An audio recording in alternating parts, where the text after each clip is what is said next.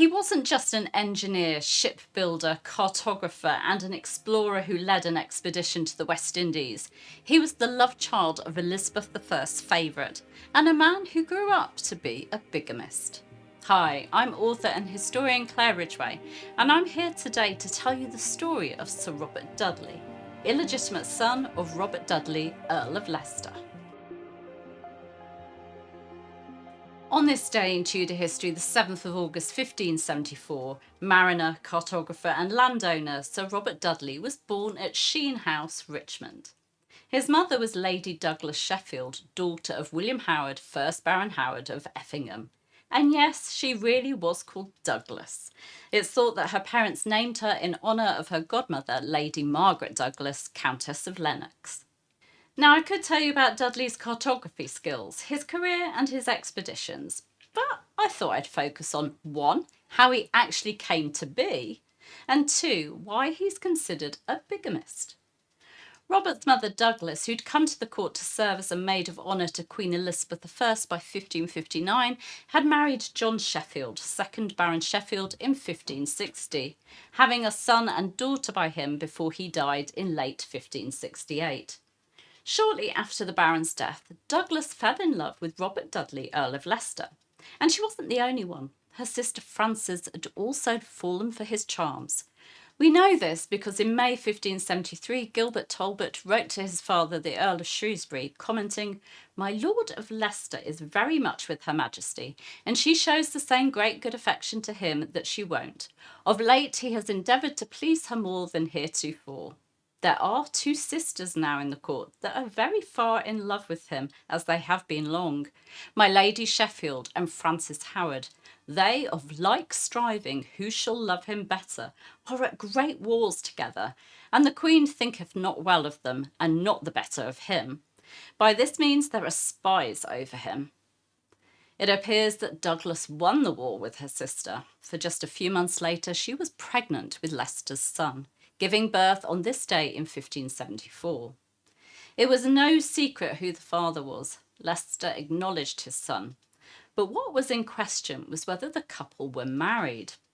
At some point during their relationship, Leicester wrote a letter to Douglas explaining why he couldn't marry her. He wrote of how much he loved and liked her, but that he could not marry as he was bound to lose the Queen's favour. He also writes of how he was straight with her from the start, and that she accepted the situation. "And I trust after your widowhood began upon the first occasion of my coming to you, I did plainly and truly open unto you in what sort my goodwill should and might always remain to you, and showing you such reasons as then I had for ye performance of mine intent, as well as ever since. It seemed that you had fully resolved with yourself to dispose yourself accordingly, without any further expectation or hope of other dealing." It's a long letter, and I'll give you links to read it in full, and it appears to be honest and loving. Leicester cared for Douglas. He loved her. He just didn't feel that he could risk marrying her, not even when she gave him a son. But in 1604, early in the reign of King James I, when her son claimed he was legitimate in a case brought before the Star Chamber, Douglas claimed that in 1571 in Cannon Row, Westminster, Leicester had contracted to marry her, and that in the winter of 1573, when she'd found out that she was pregnant, they'd married in secret in her own chamber in Esher House. She spoke of how he'd given her a diamond ring and written letters to her addressing her as his wife, although she could not produce them. Douglas named 10 witnesses who, she said, among others, were present at the ceremony. But sadly, the majority of them were dead, and 2 witness testimonies were suspect at best. She also couldn't remember either the date of the ceremony or the name of the priest. As Conyers Reid points out in his journal article on Leicester's letter to Douglas, the strongest evidence against the marriage is that Douglas allowed Leicester to abandon her and take another wife without protest, and that she herself took another husband. Leicester married Lettice Devereux in September 1578, and Douglas married Sir Edward Stafford in November 1579. In 1578, Douglas could surely have done something following the scandal of Leicester's marriage to Lettice by getting the support of her brother, Charles Howard Lord Effingham, and others. but she didn't. In 1604, she explained that she'd been in fear of her life at the time, but Conyers Reid makes the point that following Leicester's marriage to Lettice, he was out of favour with Elizabeth, and that would have been the perfect time for Douglas to approach the Queen with her claim. It really does appear unlikely that Douglas and Leicester had been married. So, Sir Robert Dudley was illegitimate, but acknowledged, and he had a privileged childhood and received an excellent education. He was also a beneficiary of his father's will, receiving, amongst other properties, Kenilworth Castle. But I promised you that I'd cover how Dudley was a bigamist. Well, in 1596, following the death of his first wife, thought to have been Anne Cavendish, sister of explorer Sir Thomas Cavendish, Robert married Alice Lee, daughter of Sir Thomas Lee of Stoneleigh in Warwickshire, with whom he had 7 daughters. However, in 1605, he was travelling abroad with 19-year-old Elizabeth Southwell, daughter of Sir Robert Southwell and Lady Elizabeth Howard, and his first cousin once removed. On their travels, the couple converted from Protestantism to Catholicism, obtained a dispensation to marry, and married, with Dudley claiming that both of his previous marriages had been invalid due to the fact that he'd been pre-contracted in 1591 to marry Lady Frances Vavasour, one of the Queen's maids of honour.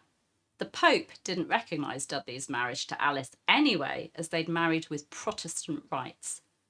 Dudley and Elizabeth went on to have 12 or 13 children together. According to English law, Dudley was a bigamist, something that was a felony under James I.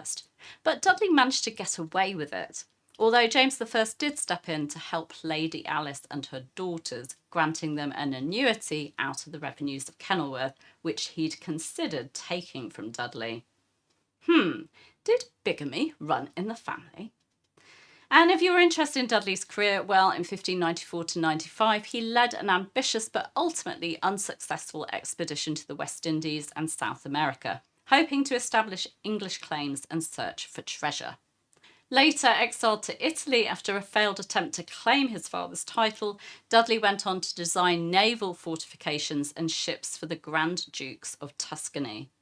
His greatest achievement was Del Arcano del Mare, 1646-47, a monumental maritime atlas and navigation treatise, the first of its kind by an Englishman. He was a pretty accomplished chap. So there you have it, Sir Robert Dudley, illegitimate courtier, explorer of the New World, naval mastermind in exile, and bigamist.